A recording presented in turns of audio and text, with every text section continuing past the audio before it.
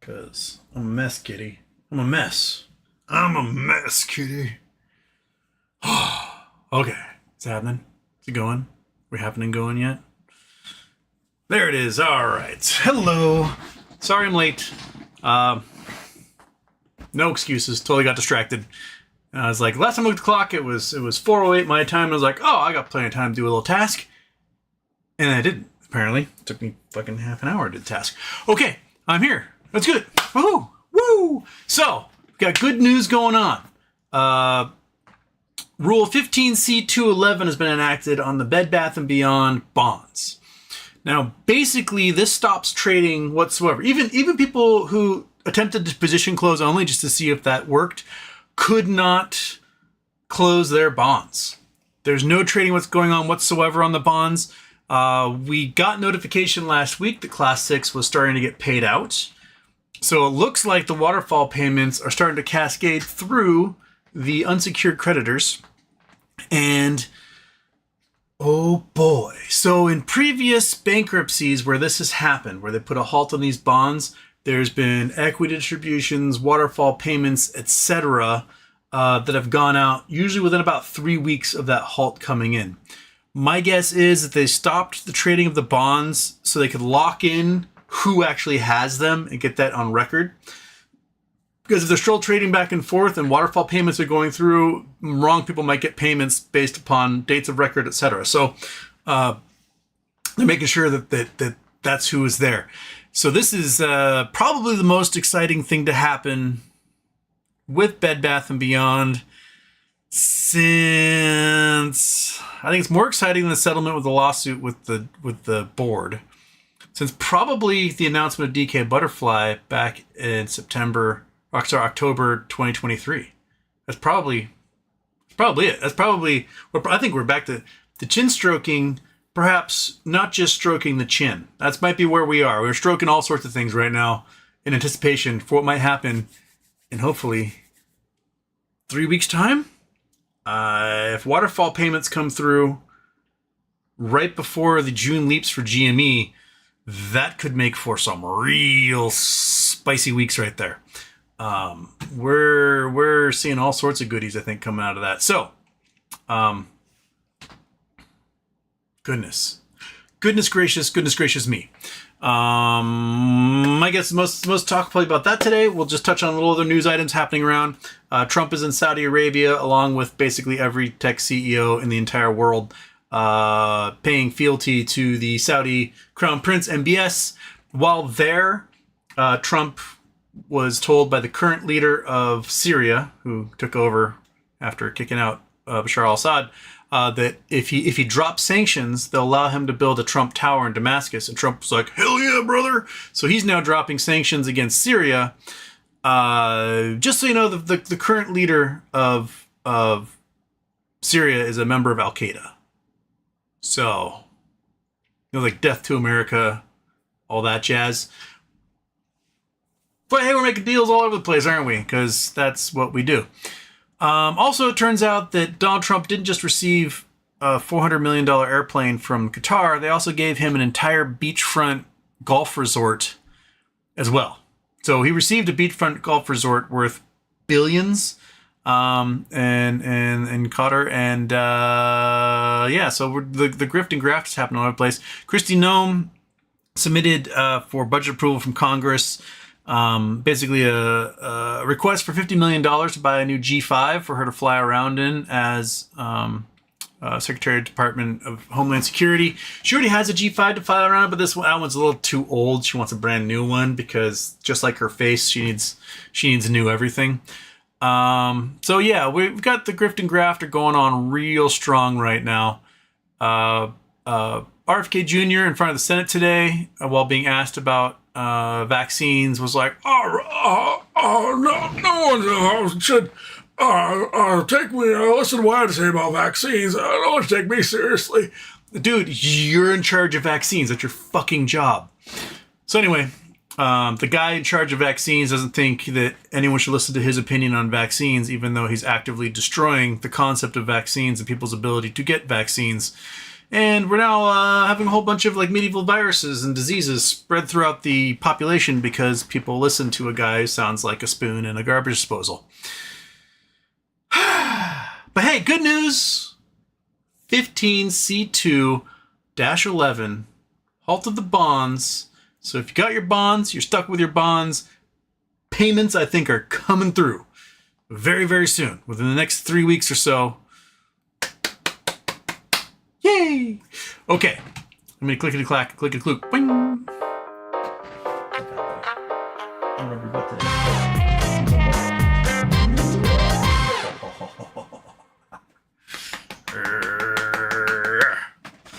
All right. Butts are for slapping. Turn off the intro. Ding dong. Okay. We got some super chats in here. Oh, the King Ding Dong became a problem solver, and then the King Ding Dong threw out some memberships out there. So Oscar Holguin, Where to Wander, Logic Dustbin, Aaron Salentine, Circa Invidiosa 1892. Bam. There we go. Thank you. Okay, I can read. Mason Hinton, Houston, longtime listener, first-time commenter. I got some GME calls that are in the money. It's a great but unfamiliar feeling for me. Well, congratulations. I probably should have been day trading GME options this week just to net a little bit of yummy. I may do a little bit tomorrow into Friday. There's GME posted some good numbers today. So it broke $29. Let's see if we can call up the graph here. Boop. Boop. Okay. So we broke $29. We got to 29, what, 29? Go back. 29.30. And we finished about 20 cents higher than we were yesterday. 30 cents higher. So after hours, we're at 28.73. So about 30 cents higher than we were after hours yesterday. So the floor is pushed up. I'm expecting a serious short attack at some point. But each day, the graph is pretty similar. It starts off right around where it opened, gets a zoom, and then push it down throughout the day. My guess is this is from when folks sell off their options contracts and maybe buy puts. And it rides down, hits to where their puts possibly go in the money or makes them their 50 to 100% gain. And then they go back into calls again and get a little push. Tomorrow might be similar. But at some point, there is going to be a short attack because I don't think these folks want this thing getting to $30 by close on Friday. But it might. And if it does, we're probably looking at some serious gamma for Monday. Where are we? These are May 16th. Okay. What kind of numbers we got? All right. So today, the 30s are now huge. All right. So remember yesterday, the 30s were at 11,000. And now we're back up to almost 42,000 with huge volumes at 36. So a lot of people are jumping in thinking this thing might close at 30. But also huge numbers are coming in at 29, decent at 29.5. So yesterday we were at about 2 million in the money with a potential for another million or so. Right now, with the added weight of these options contracts coming in, let's do quick math here. 1, 2, 3, 4, 9, 10, 11, 15, 18, 20, 27, 32, 45, 50. So we got about 5 million shares in the money with potential for another almost 6 million to go in the money if we close above 30. So that'd be 11 million shares in the money. Where's our max pain at the moment? GME max pain. Oops, not max ain, max pain. GME max pain is currently sitting at 26.5. So they've got to really hammer this thing down to make sure the options folks aren't hurting. But my guess is that I don't think they're going to be able to push it down that far at this point. They might be able to, but there's a lot of weight right now. There's a lot of gamma ramping going on. And so long as like these, say we lose 10, 20,000 of these guys in this area. I think we're pretty good going into Friday for at least a close above 28. It would be really nice to get above 30 though. If we get above 30, that could see some serious swings even Sunday night before open, like $5+ before open on Monday. That's a lot of shares. We haven't had that many shares go in the money since June last year, June 7th last year, the week of June 7th. I think we did 10 or 12 million went in the money. In May last year, we did 4 million one week. We jumped to 8 million the next week, and I think it was 10 or 12 million going into the week of, like the equivalent week of this week, where the monthlies expired, and that caused gigantic price action. And then, of course, Friday morning we got hit with 45 million dilution. So if the board allows us to close above 30 without diluting us Friday morning, we could get some real spicy price action going on next week. I'm all for it, baby. Let's make it good. Let's have a good time, huh? Yeah. So Mason Hinton, good job, good buys. Probably should have done more trading of GME options this week just to get a little nest egg going. But if anything, I'll probably do a little bit tomorrow. And if we close high, I'm going to buy as many as humanly possible of options for next week before close on Friday. The implied volatility is still really low. We're at 55% for this week. Next week, what are we looking at here?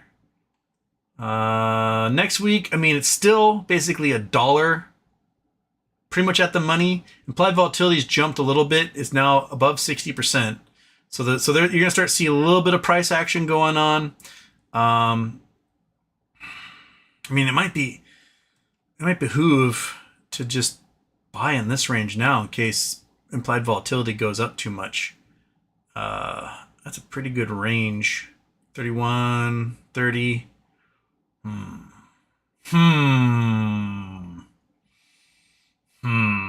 Well, something to think on, something to ponder on.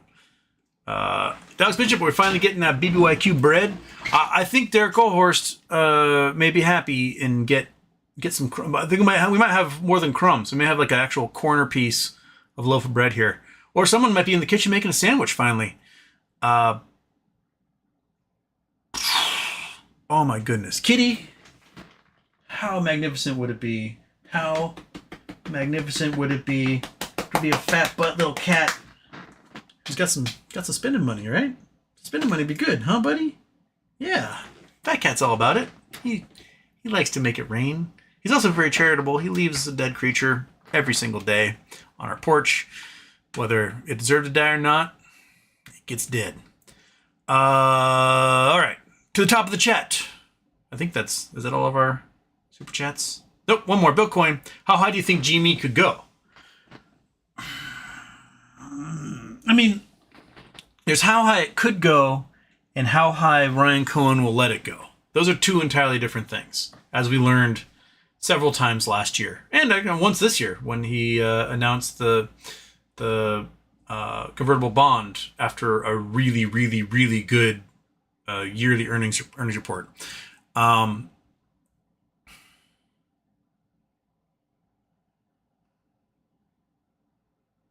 I think if we at this point with this many options possibly going in the money, if we close above 30, we could see some really wild price action going on in GameStop next week. Let's see what the numbers are. If people are still buying yet for next week. Oops, not. This is 23. Okay, so this is next week's.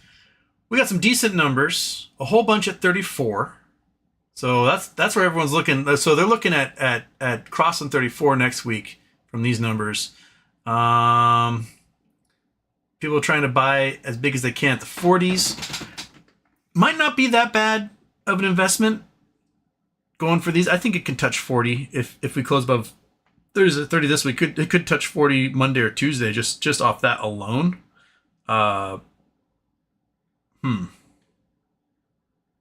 Wait, why does that number say 40? Oh, whoops. Yeah. What the hell? So it says 32, 33, 34, 35, 40, 31.5, 32, 32, 33, 34, 35, 36, 37, 38, 39, 40. What the hell? Why are you so... What? Yahoo doesn't know how to do their counting at the moment. So you can buy 40s for 62 cents, or you can buy 40s for 26 cents. That don't make no sense. What are they doing here? I don't understand. Because you can get a 34 for 76 cents or a 32 for 48 cents, but you also get a 32 for $1.07. Yahoo, what's going on? Are you guys smoking crack right now? I don't understand what these extra contracts are and what numbers they're supposed to be. Like, is this supposed to actually be 32.5 and then 33 and then 33.5 and then... whatever. Oh, you guys can't see what I'm doing. Here we go. So, sorry. Look here. So it goes, it does normal. 28, 28.5, 29, 29.5, 30, 31, 32, 33, 34, 35, 40, 31.5, 32, 32.5, 33, 34, 35, 36, 37, 38, 39, 40. I don't understand what their numbers are doing. Is it doing that on... I mean, Yahoo normally has their options chart making more sense than this. No, it's doing it here too. So these 33... Wait, now that's 33s they're at? Wait, why is it showing 30s in the money all of a sudden? It's at 28.70. What the hell? Okay, now it's okay. Now it's sort of back to normal. Oh, now it's all back to normal. What the... Whatever, dude. I honestly don't know. Coding problem. Kitty, are you trying to die here? Are you coughing?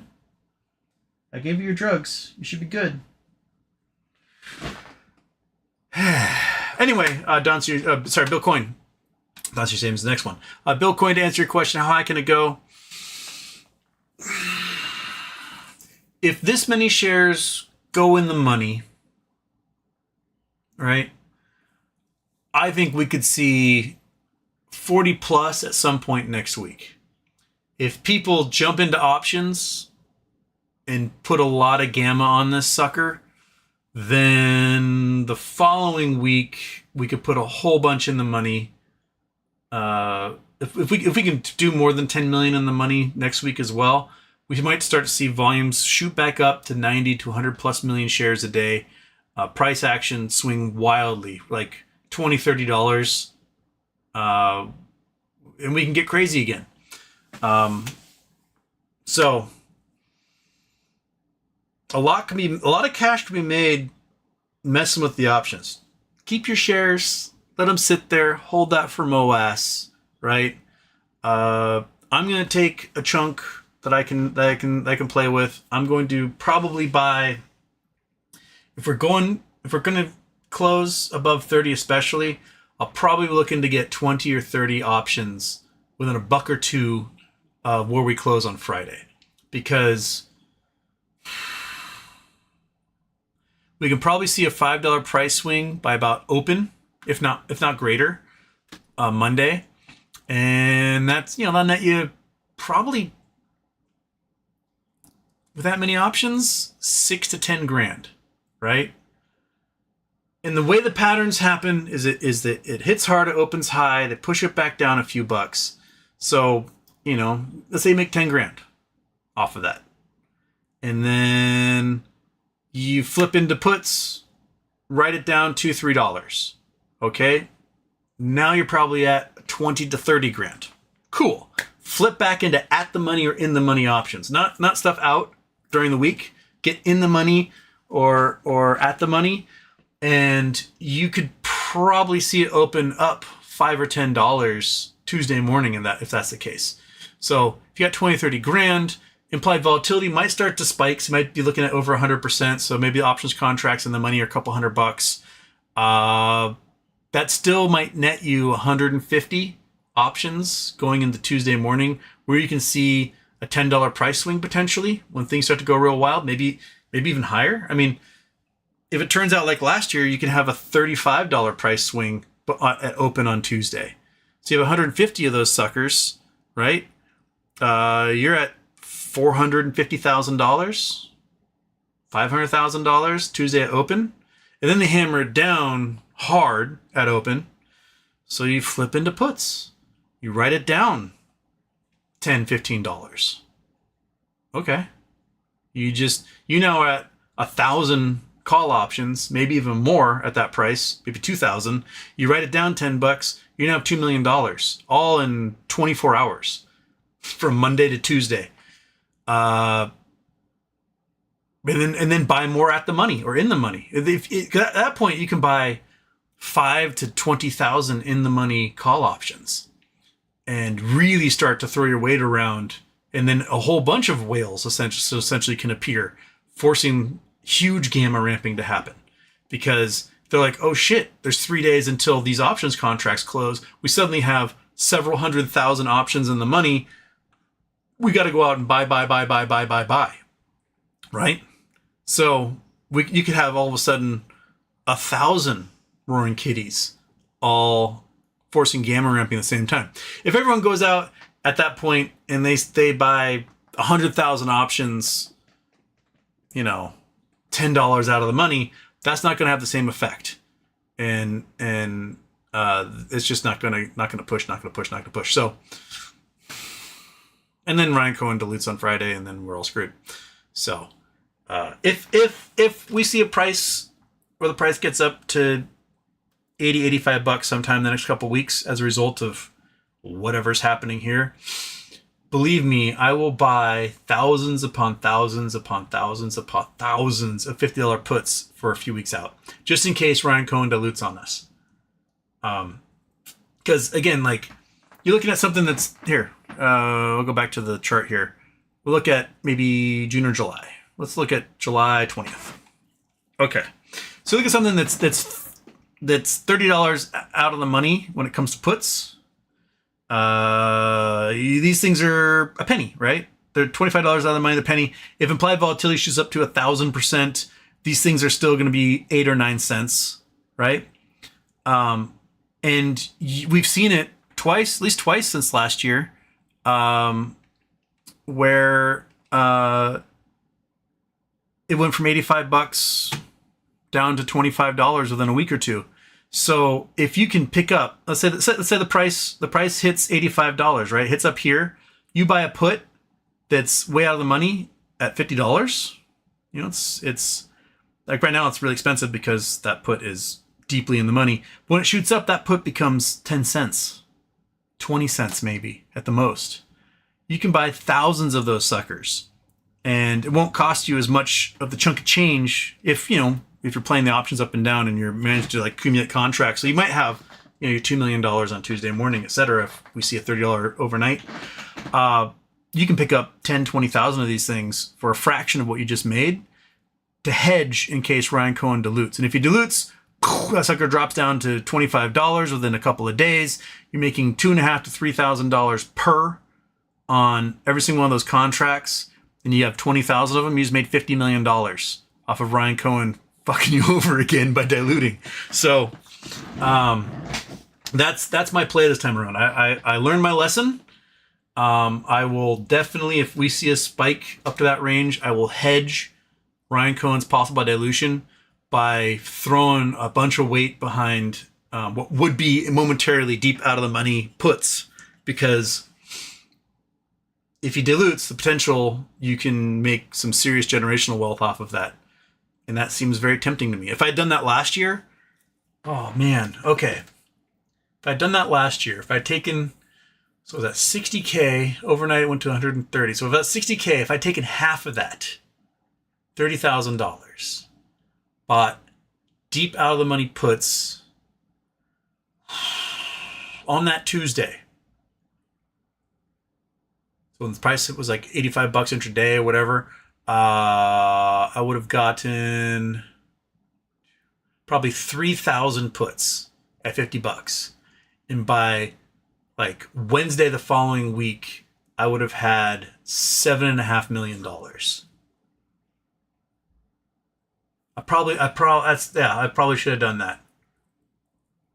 And it's he diluted 2 weeks earlier. Why would he dilute again? Right? That's my thinking. But now I'm like PTSD, and I should have just hedged it that way, and you know, win big if he doesn't dilute, win big if he does, and that's where I'm going this time around. So, and I figure if I have the hedge, then I'll win big via him not diluting, and we'll go on the rocket ship. That'll be the test there. Don C. Shadem, I worry that all the money Trump has made lately will go towards building a private army that will seek to destroy people like me. Warranted? Yes. I mean, they're doing it. They're deputizing randos, basically, from ICE. Like, the people going around abducting folks in these ICE raids are not traditional members of ICE. They've not gone through law enforcement training. They're not certified as law enforcement officers. They're a lot of them are random dudes who've been deputized by ICE because the counties are like, yeah, we'll agree, you give us federal funding, we'll let you have anybody you want. And these are just like bros cosplaying that all of a sudden have some sort of random legal authority. They're brown shirts. That's what they are. They're going around and they are doing whatever the hell they want. I mean, they're trying to get rid of habeas corpus, big time, so that no one has to go to trial whenever they get abducted by the government, to prove that the government, for the government to prove that they did it correctly, with people's rights involved. They're trying to hammer on this narrative that we're undergoing an invasion and therefore we're at war.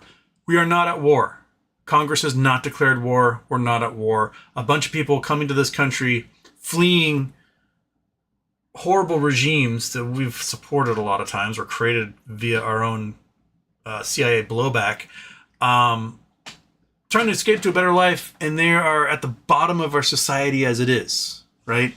They're picking lettuce. They're picking up trash. They're taking care of people's kids. They're cooking your food. They are not highfalutin, fancy people. They're doing the basement work of our society, and they're an invasion? No, they're not.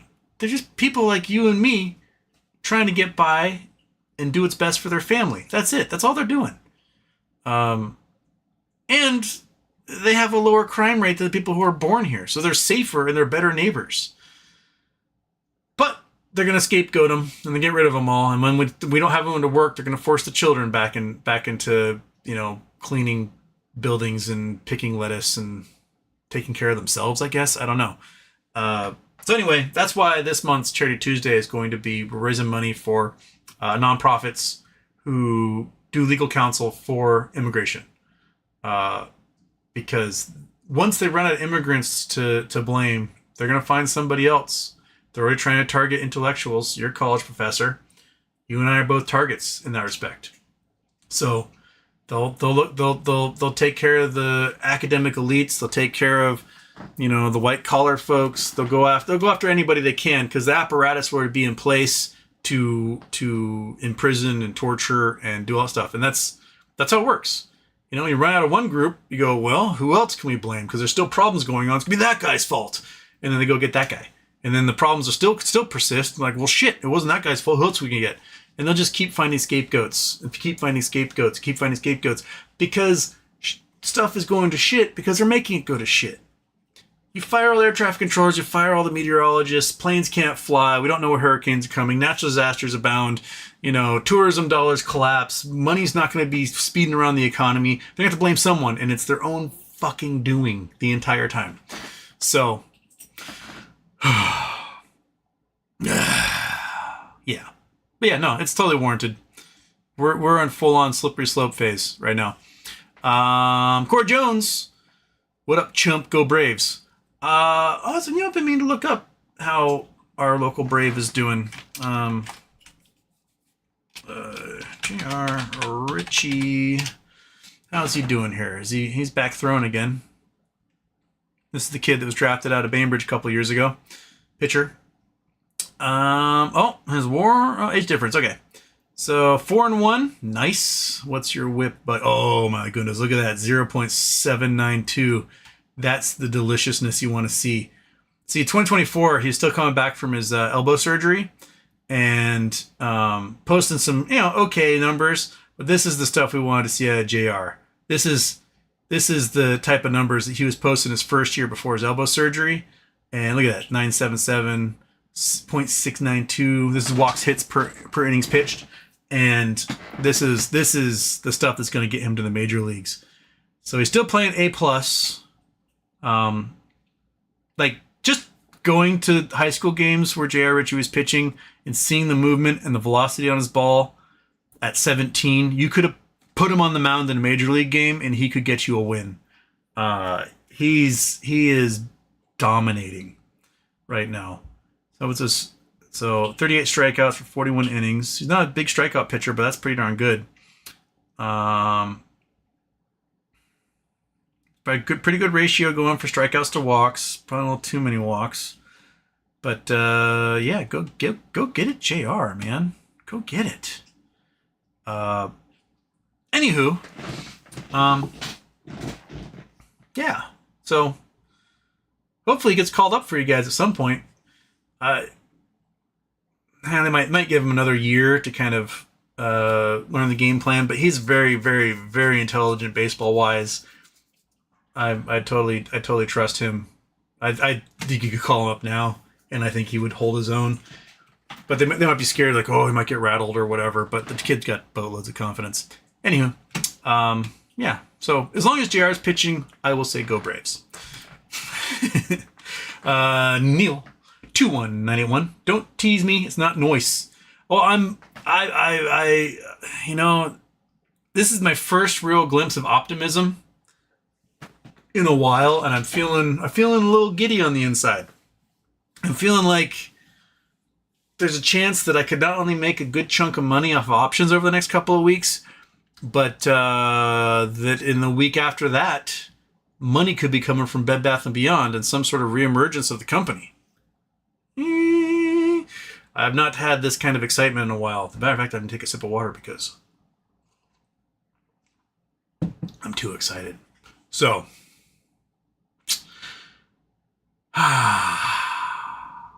okay. All right.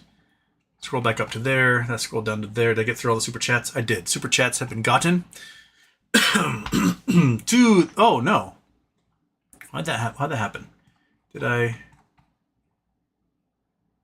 No, I think I lost the first chunks of my chat here. Crap. I lost the first parts of my chat. Something happened with the internet, and I don't know where it went. I think Brandon Wells was first, but now the only thing showing up for me is when King Ding Dong threw out memberships. So that's the earliest chat I have. I apologize if you ask anything but prior to 3:49 p.m. I cannot see it. So, oh crap! Then it just reset again. Oh crap! Nope. It just reset again on me. So now prior to 4:07 p.m. Pacific time, which is 7:07 on the East Coast, I have no record of your chat, and all the super chats went away. For crying out loud. Okay, so this one I got some super chats at 4:07. This one I have a super chat. Okay, that one there from Alex Bishop. Okay, all right. So I'm feeling good, and yet things will still just. Why? Why do you do this, YouTube? Why do you just delete chats all of a sudden? Well, it's been a while since we had delete some chats from us. So, all right, Oscar Holquin is the closest one I have here. Thanking King Ding Dong for some memberships. Cirque is also thanking. And Chris Taylor says, what a nice dong. King Ding Dong, October 20th, 2023. I sent my BBYQ calls expiring. I see my BBYQs expiring. It's been a minute. So the current payout for the 2024s is listed as the 30th of this month. And remember, it's been getting pushed and getting pushed, getting pushed. The fact that 15c2-11 rule is in place and Class 6 is seeing payouts from the estate might mean that this actually happens on the 30th of this month, which is 2 weeks away. It is 16 days away, man. 16 days away. So, nice. Our Honor Glass says Pi. Is Pi Network doing something? I mean, everything's Pi network price. Oh, Pi network did it. Holy, it is. Oh, it is doing some stuff. So low growth. It finished above $1.20 yesterday, and now it's at 90 something cents. So there's, look at that. So Pi network, it's not quite where it was at 180 pre going live, but you know, it's been on like the 50s and 60s for a little while, and now we're back above $1-ish. Well, currently below $1. Huh. Is it on the exchanges yet in the US that you can have access to? Because I downloaded like 5 different exchanges it was trading on, and Americans can't trade on any of them. And apparently to get that, to be able to trade, you got to bribe somebody in a country where it's allowed to trade to get an ID so you can. And I just didn't bother doing that. Maybe if the price gets back up to like $180, then I will worry about, you know, committing some sort of felony that way. But well, all right. Noted.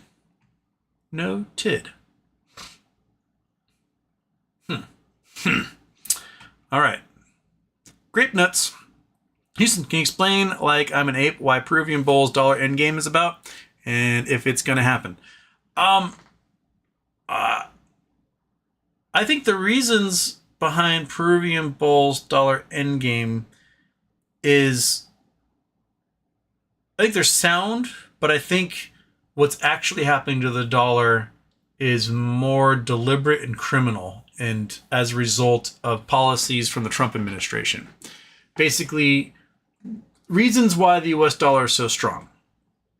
We were the largest charitable organization in the entire world, meaning we funded USAID, we funded UN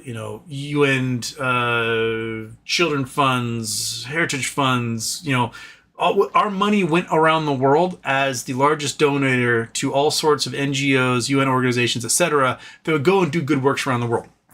And we had economic hitmen, right? We had these folks that worked for the World Bank and IMF, for member banks to those groups, who would go and sort of work countries to convince them to take loans in US dollars to build infrastructure using US companies. So we'd give them the money, they'd give the money right back to us and buy our products, and we'd manufacture things. We have slowly cut back on our economic hitman status. So now China has taken over with their Belt and Road Initiative doing that. And this administration has cut entirely any international giving we have. So the circulation of US dollars in, war zones, in famine zones, in poor countries, in developing nations has just dried up. So, getting people used to using US dollar currency as the norm in their nations to replace oftentimes their local currencies isn't happening. And that stops the velocity of our US dollars out of the country. He also pissed off our trading partners and our allies, and they don't want anything to do with our government, our products, our people. So they're not buying our stuff. So, a lot of times loans other countries take out were done in US dollars. They're not looking for other currencies, other stable foreign currencies to do those things in. Because if you're in a country that has an unstable currency, you don't want to take out loans in your own unstable currency, because who knows what's going to happen, right? And banks, if your currency is going through massive inflation of 30%, right? Banks don't want to lend you money in your own currency, because in the end, you could pay it off with a loaf of bread. So they want a stable currency, a euro, a dollar, again, etc., to do that business in. And they're no longer using the dollars. Also, our own debt, no one wants. So they don't want our bonds. So if we spend too much money and we issue bonds, there's no one to buy those bonds, and there's no one's going to get paid out in dollars in the end anyway. So we are losing our ability to be the global reserve currency, and our biggest economic impact in this globe is the fact that we could print money out of thin air and get stuff with it. We can go, we just make this up, and then people will want it and we'll buy stuff. Like, we don't need to make anything except dollars to have a society. And we've destroyed our ability to make those dollars and have people want them. So yeah, folks are going to be looking for a replacement for the U.S. dollar because Trump has pissed off so many of our investors, allies, um, and economic partners, and so yeah, it's probably not going to be the standard currency. Petro dollars is what we call it. Probably not going to be listed in dollars anymore. Probably have to go through exchanges or worry about using euros to buy oil. Yeah, we lit that on fire. So a year ago, I would have said, no, the dollar isn't ending. We are the reserve currency. BRICS isn't going to do shit, right? But now I don't think it's BRICS is a problem. I don't think it's BRICS is a problem then. I don't think it's really a problem now. I think we're stepping on our own dick here and trying to blame everybody else for it, but it's us. We did it. It's our fault. We purposely took a good thing and ruined it. All because Curtis Yarvin wants to have a king. So if you destroy the dollar, you make everyone desperate, you can force a king on them and destroy democracy, and there's nothing anybody can do about it. That's entirely it. And we elected a vice president who believes in that, and we have a president who's demented weirdo, who's greedy as shit, and will do anything, absolutely anything, if you praise him, give him something in return. He's now pissing off Netanyahu and the Israelis by not talking to them, and about to announce his support for Palestine as a state. I mean, I'm okay with there being support for Palestine as a state. I get it. But the fact is he didn't come to that conclusion based upon any moral reasoning. It's because Qatar gave him a jet and a resort. And now he's like, works for me. And that's where we are. Yeah, U.S. dollar's done, and and it's like getting the right answer without having the proper workflow. Yeah, there we go. King Ding Dong. Sorry guys, I bought Finger yesterday at $5, so why it's retracting right now? What is Finger? Bung bung bung bung bung. Yeah, I got hit hard. They're gonna try to push it down. I don't know if they can. There's still a lot in the money for this. So I got pushed down below 5. I mean, it's still up from yesterday because it was over 5 after hours. So technically it was up yesterday. Now it's down a little after hours. Looks like a lot of contracts probably got sold. And you might get another push tomorrow. It'll be a big thing. If they can get to close above 5 or 6 on Friday, that's going to make for some zoom for that next week as well. So may have some attention spans diverted between Finger and GME depending on where they close on Friday and how many shares they put in the money. I mean, just putting 5 million shares in the money right now, which is where we are, will still give gamma next week. Putting 10 to 12 million shares in the money will make one hell of a gamma for next week.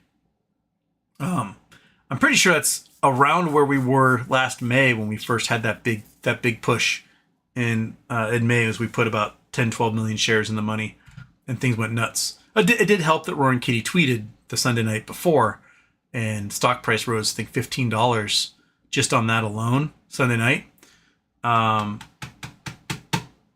be interested to see. Like, Roaring Kitty could absolutely vaporize this thing, just send it to the moon if suddenly he wanted to drop. Like, with implied volatility, let's look back at this here. GameStop. This is for... Nope, I want June. I want weeklies. Just show me the weeklies for next week. Come on. There we go. Okay. So, Roaring Kitty, if he doesn't want to cross the 5% threshold, allows him to get about 230,000 contracts. So, at the money, $1.28. Let's go. My calculator up. My calculator's up. Turn Chrome off for a second. Okay, so $1.38, bonk, bonk, bonk, bonk. Right, oops. $1.38. He's allowed to buy 230,000 of them. So first times 100. So that's 100, whatever. Times 230. Wow, why are you clicking so many times? Don't do that. 2, 3, 0, 1, 2, 3. So he can spend $31,740,000 and he can buy 230,000 contracts for next week at the money, in the money, right? That would absolutely vaporize the algorithm. The algorithm would not know what to do with that. Because you'd have serious gamma going into Monday, like gamma squeeze, plus a gamma ramp that the market isn't prepared to do. He could absolutely destroy. Keith, I know you watch me religiously. I see you in the chat all the time. If you want to fuck with these dudes and you want to kill the shorts, you've got the liquidity to do that. You have hundreds of millions of dollars at hand, because I know you've been doing all those little plays and selling contracts and doing that here and there. You could drop $31 million tomorrow into at the money or in the money contracts. Get 230,000 of those contracts, still be below the reporting level, and absolutely destroy the shorts. Granted, if you do that, Ryan Cohen's going to dilute on Friday, but hedge. If it jumps up to $85, buy a bunch of those $50 puts. Don't let Ryan put you in the ground again. You can be a billionaire either way. You know, for that same price, for $31 million. So if you hedge it, you split it, you save another chunk of cash for to hedge. Okay, so $31 million. Boom, boom, boom, boom, boom, boom, boom, boom, boom. Right, and price is $50. Those $50 puts are 15 cents each. So $15. So divide that by $15. You can pick up 2.06 million of them. 2 million of them, right? 2 million of those things. 2 million for that same price. If you manage to, get this thing pushed up to $85. So if Ryan Cohen dilutes next Friday, I want to sell 75 million shares because make money, whatever, right? The price will drop down $25 the following week. You will make $2,500 to $3,000 per one of those contracts. So times 2,500. Come on, quit double clicking. 500. Boom. You are now at $5.1 billion because Ryan Cohen decided to dilute again. Consider that. Consider that, Keith. Consider, just think it in your head. I can push this thing up. I can make it go nuts. I can destroy the shorts. And if Ryan Cohen decides to help the shorts and dilute one more time, giving them a whole bunch of locates so they can just hammer this thing down with naked shorts, you can win on the backside of that and walk away with $5.16 billion in cash. And with that kind of money, you can control the entire market. You have more liquidity than any bank currently in existence with that much cash on hand. So, damned if they do, damned if they don't, buddy. Why not? You can end up with your 230,000 contracts and get you another 23 million shares or whatever. Or you have $5.1 billion in cash based on the puts alone. I think it's, if you're a lottery winner and you got that kind of cash out there, play it. See what happens. So, something to ponder on. Okay. A couple super chats came in while I was yakking. John Hooley Houston, geology question. How were the Tianzi Mountains formed, and why can't I find similar range elsewhere? Tianzi Mountain. I don't know anything about the Tianzi Mountains. Let's see here. Tianzi Mountains. Oh, these are the ones with limestone spires. Oh yeah. We know those ones. These guys. Oops, that's not. These guys. See lots of pretty pictures of them. These are the big limestone spires in China. So this is an ancient seafloor in a rather kind of temperate, not quite rainforest, but they get a lot of water. And it erodes. So the water is very acidic at times and it erodes away the limestone. So if you have any sulfuric acid in the water, it will eat away at the limestone and cause it to erode. There are other places like this on Earth, just not quite on the same scale. Wherever you get uplifted ocean floor, you can get events like this. So, I'm trying to think of one. There's limestone. What are they called? I'm just gonna call them spires. Madagascar. You get similar ones in Madagascar. These guys here, they're a little different, but they're on a smaller scale. These are in Madagascar. These are eaten away by acidic rain over the years. There's in Florida you get the equivalent of it, but the problem is at sea level, so that's why you have a bunch of sinkholes in Florida. It's essentially, imagine if these spires were at sea level, right? You wouldn't really see them because it's ocean water comes in, etc. And that's how you get it. But if Florida all of a sudden got uplifted like 10,000 feet, those sinkholes would start forming these spires. So just limestone spires in general. Oh, of course, it's popping up. These are all Madagascar ones. These are ones out in the desert somewhere. Where are these guys? Limestone spires. Want to know more? I want to know where these are. Tell me where these guys are. He's out in the desert somewhere. So they're probably in a rainy environment. They formed, everything dried out. Limestone spires. This looks like U.S. somewhere. Probably.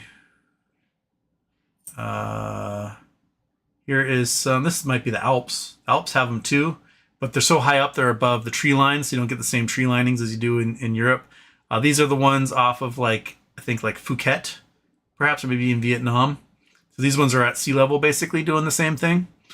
So it's ocean floor, sediment rains down, limestone concretion forms, and then the geologic events such as like India smashing into the Asian supercontinent uplifts a bunch of that stuff. Acidic rainwater gets in there, erodes everything away, so you're left with the spires behind. And that's largely how they form. This is, where are these ones? Why don't you ever tell me where these are?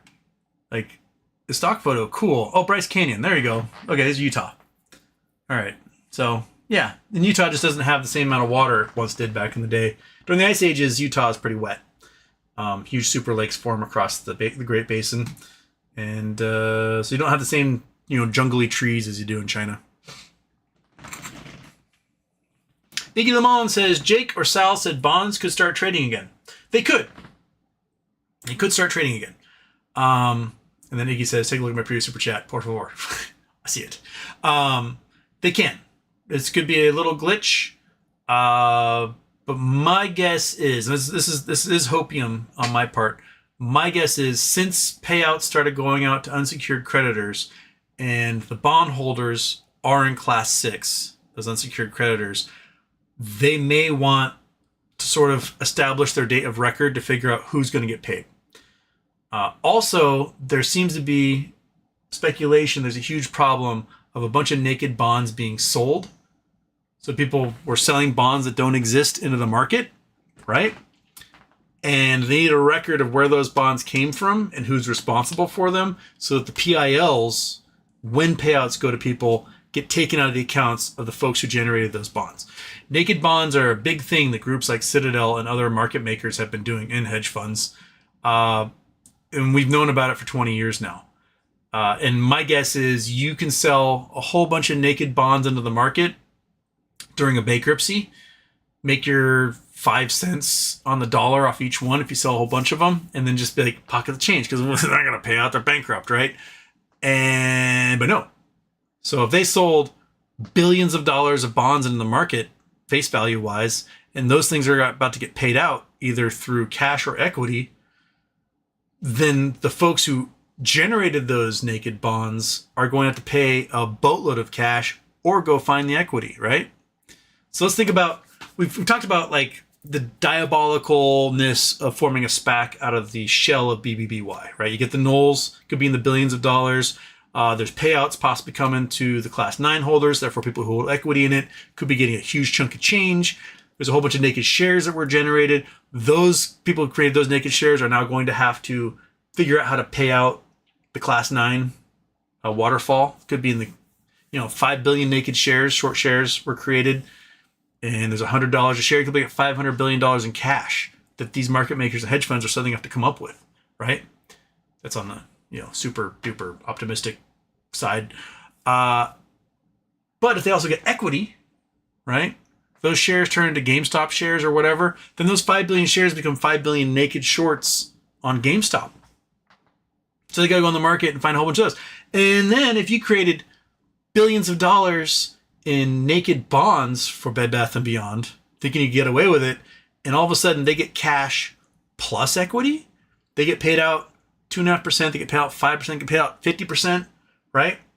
You could be responsible for billions more in cash plus whatever equity they receive. So if they get, 10 shares per $1,000 owed, and you made $5 billion in naked bonds, you're looking at 2.5 billion. It's 2.5 million shares. No, there'd be 25 million shares all of a sudden that you have to go out and buy all on top of everything else. So there's a huge potentiality for doing some really squirrely things to the shorts if this all comes around to some sort of SPAC.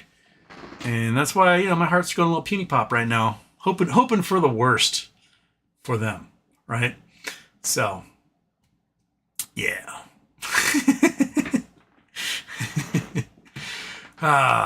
There we go. So, yeah, it could just be a temporary little halt to the trading of the bonds.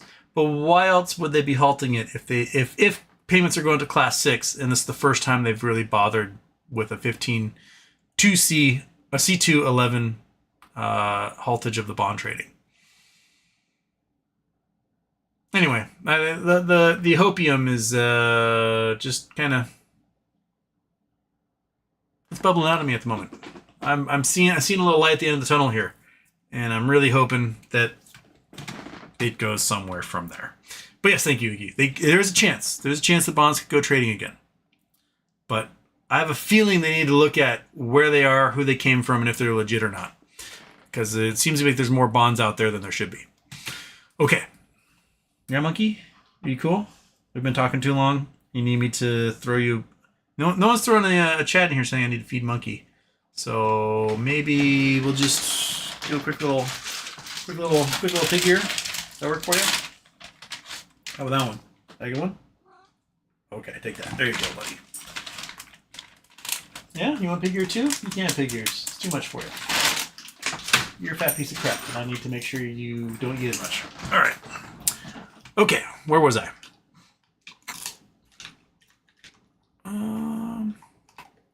Lisa Saw.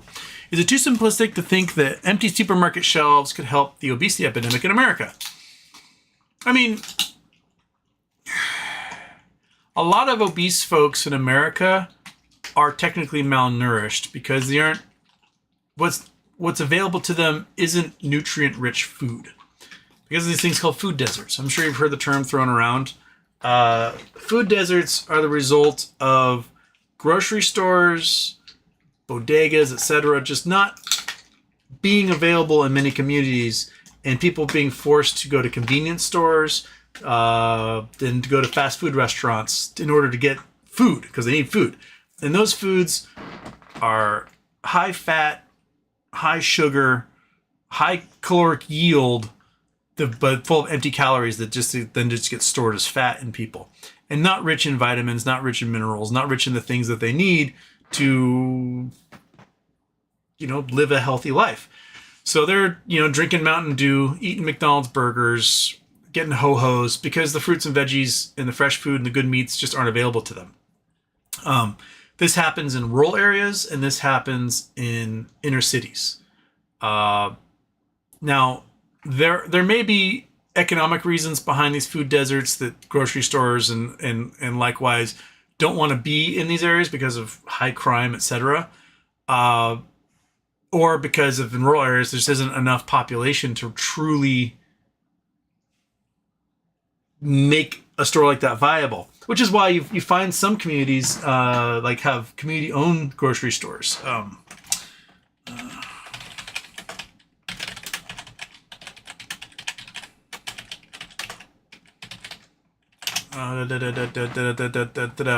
Okay, here we go. Here's little towns in like Nebraska who create these little rural grocery stores, and these are owned by the towns that they're in. So this is where they are. They're Post 60 Market, Emerson, Nebraska. So Emerson, Nebraska has their own community-owned grocery store because no for-profit grocery store was willing to be in their community. So their only solution to be able to get higher quality foods in was for the community to come together and just open their own grocery store that's owned by the town. Otherwise, they're going to have to go to the convenience store. They're going to have to go to the gas station. They have to go to the McDonald's to get food, or drive 100 miles in two directions to go to a Walmart supercenter in a larger town to get anything resembling groceries. So this has been a solution for a lot of communities, especially in rural communities. But a lot of them don't have that option. They may have a dollar store. At the dollar store, you got a whole bunch of like probably expired, crappy food. So will it help them? They'll lose weight, but they'll be just as malnourished as they are now, where they're overweight. And plus the grocery stores, will go short, but they don't have grocery stores in their communities. So it's I think in the end it's just gonna hurt people. It's not necessarily gonna help them. They'll lose weight, but they're still not gonna have the vitamins and minerals they need to, lead a healthy life. They might have, their local chain store, fast food restaurant. I don't know. If they're vertically integrated like McDonald's, they still have meats and stuff coming in because they own the farms and they own the cattle growers and whatnot. So they might still be fat when it comes down to it. The convenience stores might be in trouble because a lot of the stuff that they have packaged gets packaged overseas before it comes here. Robert Manson, do you remember, or is there a way to look up how many call options there were last May, June? I don't think it's quite as much as this week. Even besides, or in Kitty Play, there's 181,000 from 25 to 50 plus. Well, this time last year, there were more in the money for, I think it was May 17th was the date, because Warren Kitty had 120,000 of them in the money alone at $20. So there might be a whole bunch from 25 to 50, but what matters is how many are in the money there. Each time you pump up $1, you put more in the money, putting more gamma pressure on the options holders. But if say, we get to $30, say tomorrow, and everyone dumps their $30 options, I made profit, and they dump them all, then the gamma disappears. The option writers can sell off 4 million shares of GameStop they would otherwise have to have holding through close Friday in order to make their payouts. And that causes a huge loss of pressure, and the price can plummet. And then they get back down to max pain at $26.50. So it's hold. If you're going to hold those options, hold late, and you put the gamma pressure on them, or roll over to the following week or something. And then they can't dump a whole bunch of shares they've been loading up on, causing the price action to go up as the gamma ramp. But if you just dump tomorrow, then Friday, huge price collapse, and then that's it. We're back to $26.50, and they're all hunky dory again. But right now, there's gonna be a lot of buy pressure going on tomorrow. People do not dump their $30 options, their 29s or the 28s that just went in the money. King Ding Dong, Newegg did a little Zoom today. Anyone seeing? This is the 4-year anniversary of Newegg's squeeze.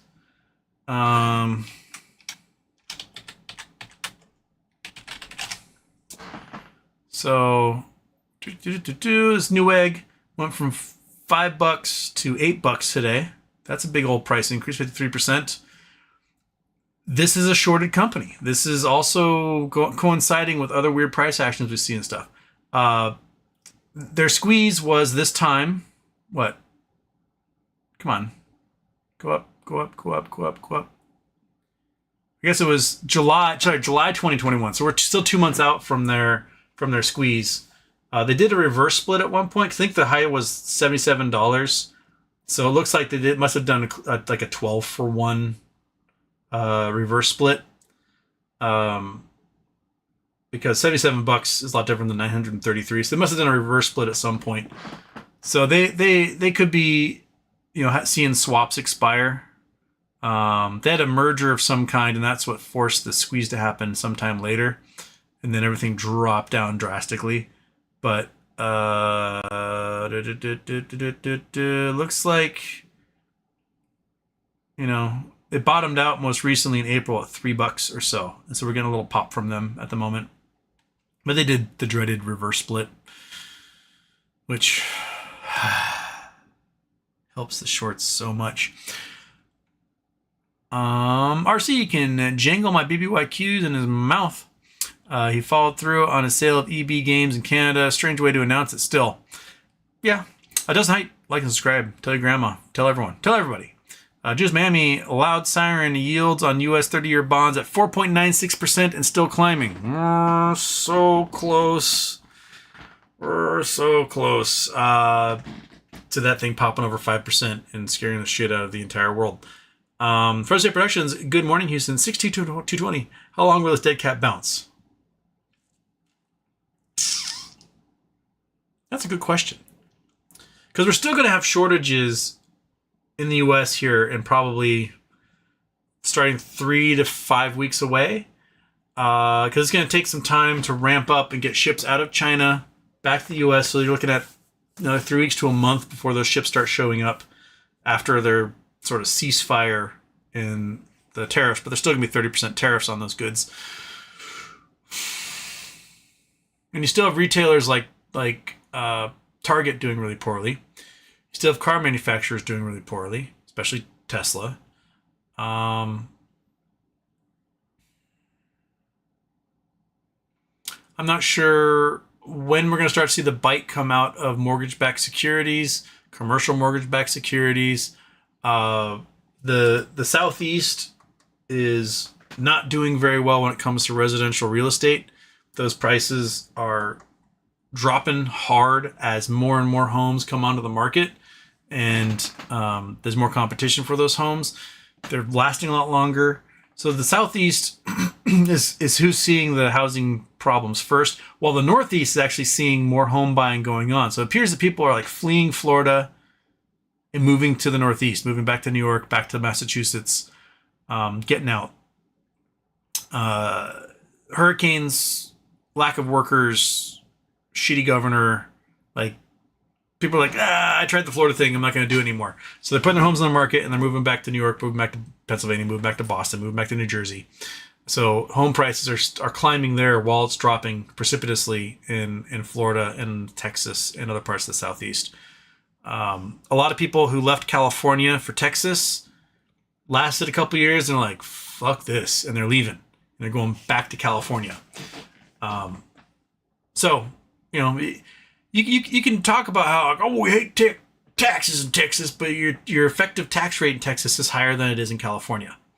So California's got income tax. Texas does not. But Texas has a big sales tax and gigantic property taxes compared to California. So in the end, you end up paying more to live there than you did in California, and your earnings are lower. So you're like, well, shit, I guess I'll go back to California, right? So how high is the cat going to bounce? Oh, it's going pretty high. Tesla is insanely high at the moment. Tesla is like on a weird rocket ship. TSLA.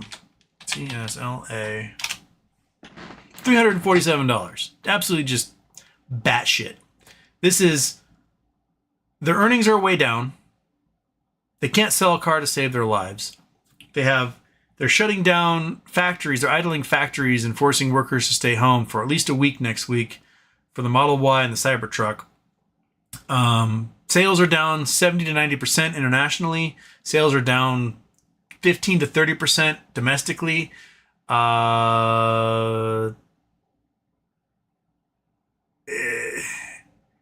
It makes no sense to me. And they're going to give Elon Musk a new $50 billion deal or something. So this makes no sense. Like, hey, no one wants our products, and they all think our boss is a Nazi, and we've got no actual potential for growth. Hey, let's tack $120 on the stock price from our recent lows. Yeah. I don't get it. I don't get it at all. I don't know what type of weird manipulation is going on. If the Saudis are just dumping billions into this for the sake of propping him up for some other, reason, I don't know. But it's bonkers. It's absolutely insane. So, but hey, when it comes time for puts, it gives us a bigger potential for to turn into kinetic energy when it finally drops. So, yeah, I don't get it. I don't know how long it's going to go for. I don't know. Up is down, black is white. That's where we are in this realm. I don't get it. Carol Garibaldi, why is Tesla stock rising? Makes no sense. Exactly. It makes no sense. Like, we're losing market share. We have no potential to reclaim it. Let's add $100 to the stock price. Yeah. Robert Manson. Also, I think volume will be a tell. Today, a 2.3 times jump over the average. Did that last time, followed by a 4x jump the next day to 36 million. And it stayed there for 5 days. Then the explosion. Talking about GME? Yeah. Good stuff.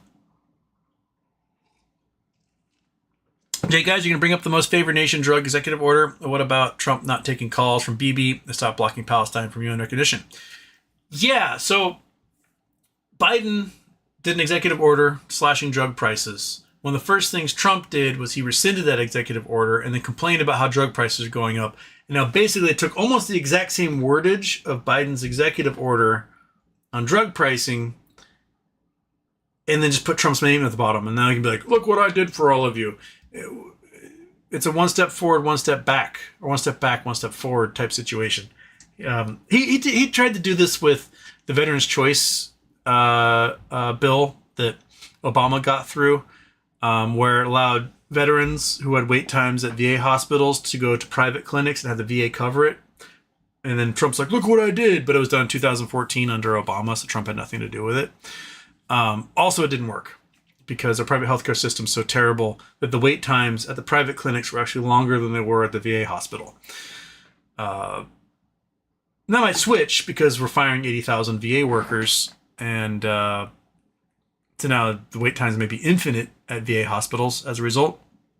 But back then, it didn't actually do anything. Doesn't hide technical difficulties. Haha. No, mental difficulties. Just maybe he lost some buttons on his shitty shirt.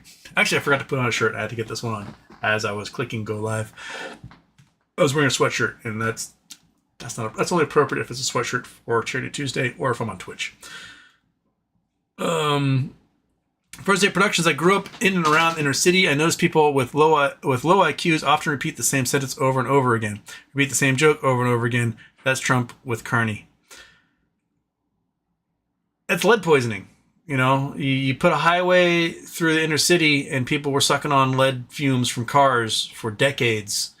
And there's no difference. Like you can even today go to a place like California where, here, pull up the old Google Earth. Boom. Boom.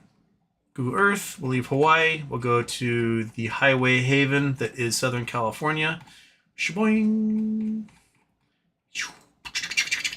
Go to Los Angeles. So you can go to places where these huge highways have interchanges, right? And like this sucker passing through downtown here. This is is this the 10 going through here? I can't remember. But they have these big interchanges and like lots of cars going lots of directions. These apartment buildings here, like these apartment buildings, they actually can measure that these people who live on these highway-facing apartment buildings at these big interchanges here are dumb as shit. Because they're cheaper. You know, they look at this, got solar on all these buildings, everything. They're still expensive, fancy units, but they're sucking on car fumes all day long. Carbon monoxide, carbon dioxide. Their brains essentially have a gas leak going on in their apartments at all times. And the people who live in these places have mental deficiencies compared to those who live even just a few more blocks away from these highway interchanges. So, yeah. And in a lot of inner cities, you know, that was where the land was built, and so you just put the highway right through there. And so they have to deal with the road noise, etc., and they end up being a bit dumber because they're sucking on the exhaust of hundreds of thousands of cars a day, blasting through their neighborhoods. And that's a very real thing that happens to people, and why redlining was so just bad. And popping these highways through these inner cities in a lot of places. So yeah, you gotta, especially back then when that same exhaust didn't have any pollution controls, no catalytic converters, no EGRs, no DEF urea solutions going into diesel engines, and there was lead in it. There's still lead in the gasoline back then. So yeah, these folks got damaged by it. And that's just the reality of it. We made generations of people in certain geographic locations really, really, really dumb due to our lax policies when it comes to contaminants in the atmosphere. So yeah, Frozen State, you're gonna have that, and then you got little weirdos that probably, you know, ate the paint chips in their house and everything else.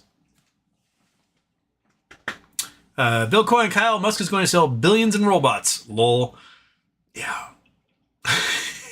I mean, I'm sure he'll sell a lot of robots, and then not very many of them will get delivered, and then none of them will work the way he promised, and then the ones that are out there and are like manservants, like, robot, I need you to go to the grocery store and get me stuff. Then punk rockers are going to kick the shit out of those robots and leave them in pieces on the side of the road, and then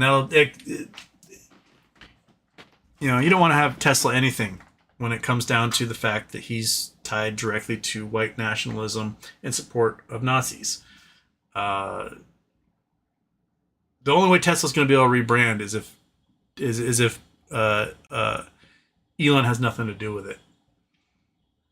You know, like, if you are in 1941 in the United States or in England, and a Krupp salesman came to you and was like, won't you buy some Krupp's blender or oven? People are not going to buy it. Why? Because they were a Nazi contractor owned by the Nazi Party. Post-war, when you reshuffle and you hang a bunch of people in the Nuremberg trials and you're like, okay, Marshall Plan, blah, blah, blah, and Nazism, then, you know, Krupp's and Bosch and, you know, those companies can then sort of reemerge, rejuvenated. But Tesla's got themselves a Nazi problem at the moment.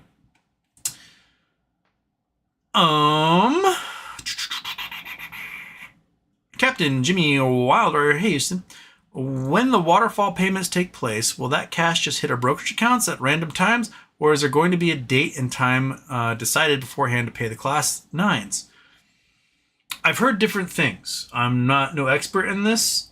I've heard in some instances it just shows up in your account one day.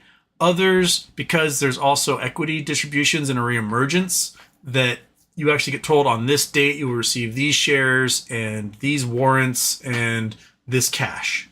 So I think it depends upon what's happening behind the scenes, really. And if we do get equity with the cash, maybe they give us cash before there's ever a decision to reemerge the company, and then later we get equity. I don't know how the timeline is going to work out on that, honestly. I wish we could get someone who's gone through a bankruptcy like this, but I don't know if there's really been a bankruptcy quite like this, where the nulls are valuable and there could still be a huge cash component and a reemergence. I think this is a pretty unique one. We've got some, analogies. You look at WAMU, you can look at Wish.com, you can look at Hertz, etc. But none of them are quite have all the potentiality and robustness that this one does. If it all works out the way we kind of hope it does. So dig dug doink for the monkey bee. Oh, monkey, you know what? Do you want another one? Do you want another one of these? Yeah? Was one enough, or does another one work for you? One more? Yeah? Get it. There we go, dig dug doink. Dig dug doink wanted you to have it, so you got it. There we go. Thank you, dig dug doink. I'll go for a little while longer here, but it's gonna be time to cook some bratwursts with friends here in a moment. I am still not even to the start of the show, technically. Okay. First production in Houston, called Double Intro. And okay. John Hooley, Judge Question. Oh, that was the Tianzi Mountains one. Okay, did that one. First Day Productions. Have you ever met the guys from Pearl Jam? I met most of the big time musicians from Minneapolis. Most are super chill. I've met Eddie Vedder, and I have met Jeff Ament and Stone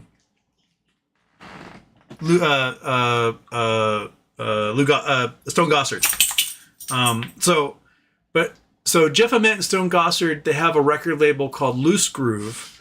And when I was in high school, I volunteered on the board at the Teen Center, and we formed a concert series for the last day of school called No More School Palooza. In the first year, it was all kids from the high school, had bands, and then the second year, we kind of upped it a little bit. And one of the ladies who volunteered at the Teen Center ran the OK Hotel, which was a concert venue in downtown Seattle, and she knew Jeff Ament and Stone Gossard. She said, "Hey, I'm helping these kids do a concert. Do you have anybody in your record label who'd love to come play?" So they gave us a couple, like we met with them and they gave us a couple of bands, Faster Tiger and Amateur Lovers, who were under them at the time. And they were cool dudes. And like, yeah, this is awesome. You support local music? Sure. So they basically covered like half the cost of having their own bands come play. And then the Teen Center raised some money and we paid for the other half for them to come play. And then I met Eddie Vedder. It's like 10 years ago. I saw him once drive by in a muscle car in downtown Seattle. I was like, holy shit, it's Eddie Vedder. And then that was like 20, 30 years ago. And then a friend of mine who I taught with at the Art Institute, he has a private club on his property called The Goat. And he's in a band with Chad Channing, who was the original drummer to Nirvana, called Pondy. They're a solid band. And they would have these parties at The Goat, and they would go wild. And then lots of rockers from back in the day, you know, dudes who were in Screaming Trees, Soundgarden, Pete Droge and the Sinners, trying to think about Melvins. Fuck, there'd just be people, these, you know, Seattle rock royalty would show up these things. And one day, we did a party, and someone's like, "Hey, let's go sailing." It's like midnight. And so a bunch of us go down to a sailboat, and we're sailing around and under this big full moon, and Eddie Vedder's one of them. So I'm on a sailboat with Eddie Vedder. So that's kind of cool. So yeah, I've been in the room with Matt Cameron, who's the current drummer for them, because I'm friends with Ben Shepherd from Soundgarden. So I've been backstage a couple of times and like didn't really meet him. So I guess I've met the band. Like I've been in the same room as Matt Cameron before. So I met all those guys. Who else? President's United States of America, I met all of them. Got to go backstage a couple of times with those guys. I met King Buzzo from Melvins. Kim Thale from Soundgarden as well. Who else? Monkey. The only one Monkey knows is Ben Shepherd. That's the only one she's met that I know of, unless she's got an alternate life out there. But yeah. So. Yeah. Hey, Elena's here. Elena's probably met some of those dudes too, because I think you were on the board with me at the Teen Center back then, I believe. Right, Elena? So, there we go. There's a Teen Center person popping up. Yeah. But yeah, it is a local scene kind of thing. You would go to like an all ages concert to see some punk band. I was never really that into punk, but I had lots of friends in punk bands. They invite me out to shows, and I go to the show just to support them and everything. And there would be, you know, some legend from the Seattle rock scene who just happened to show up and like watched a couple of the bands and then left. So yeah. So there's Elena. Elena knows what I'm talking about. Plus, Elena is an amazing classical guitarist whose father is also an amazing classical guitarist. And, yeah. Oh, no, I guess it was your sister that was on the Teen Center board. That's true. Yeah, it was your sister that was on there. Well, it all blends together in the end, doesn't it? Yeah. So, okay. Where else are we in the chat here? Okay. Jason Blackwell's calling me a nerd. Iglamon says, Sal Jake did say temper expectations in case bonds start trading again because some kind of payment or something. We'll see. We'll see, man. But yeah. You guys are at Knuckleball H-Dubs Sparkle Motion on the ball, and his shirt's birthday isn't until next Thursday, you morons. Maybe it is, maybe it isn't. All right.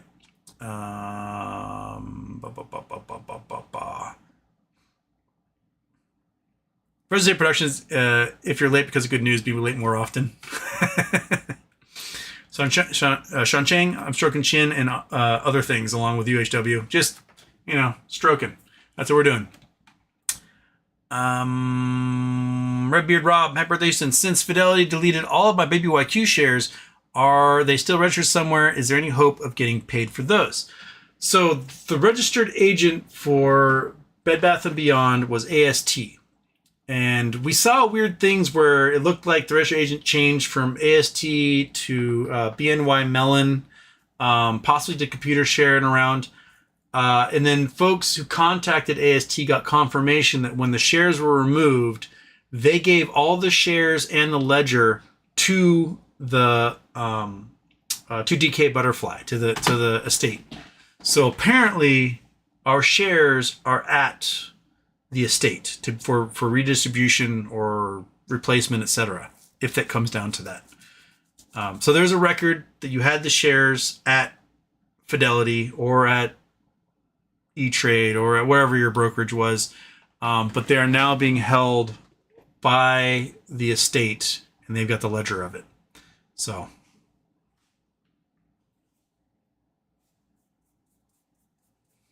that's what we do. All right, I'm going to do one more, and then I'm going to run away for the day and go eat bratwursts. Okay. Okay, I'm looking for, I think it was a question mark here. That's a good question. Where am I going? Oh, there's a roll all the way down. Okay.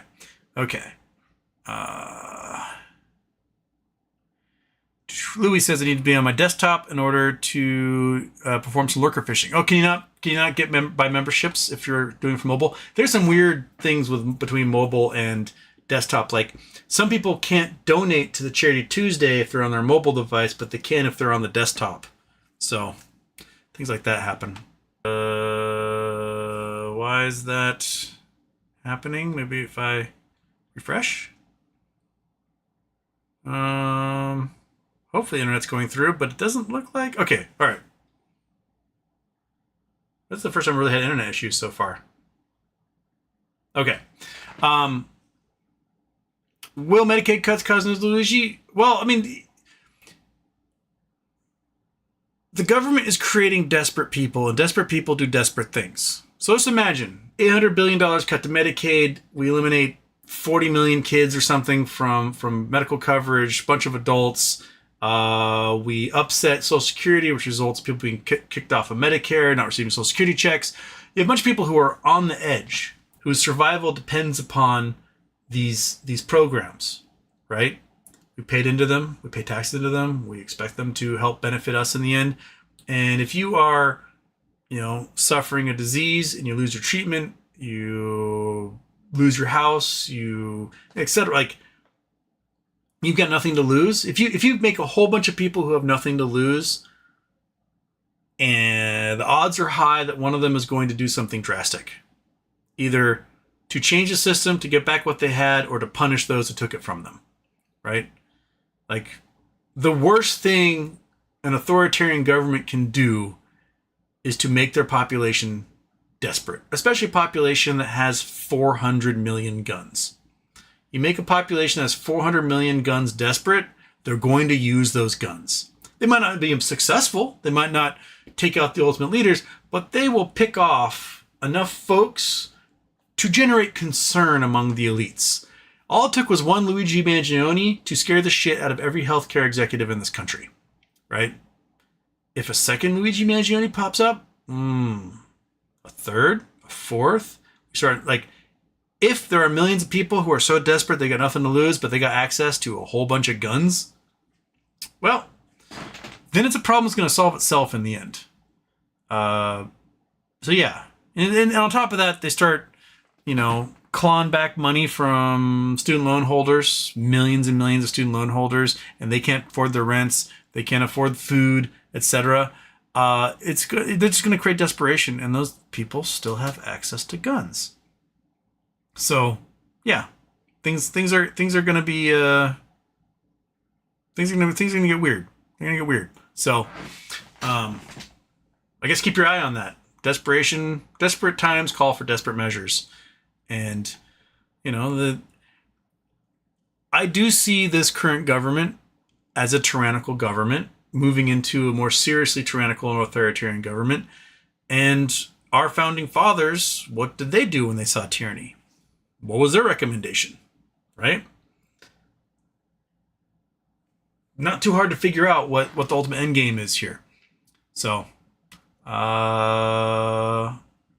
anyway, I am going to leave you guys with that thought. We'll do a show tomorrow, probably earlier in the day, like usual. And I want you folks to have a great day. Sweet dreams. Think about possible payouts for that BBBYQ. And, okay. Anywho, I'm going to make the world blow up again. Ready? Boom.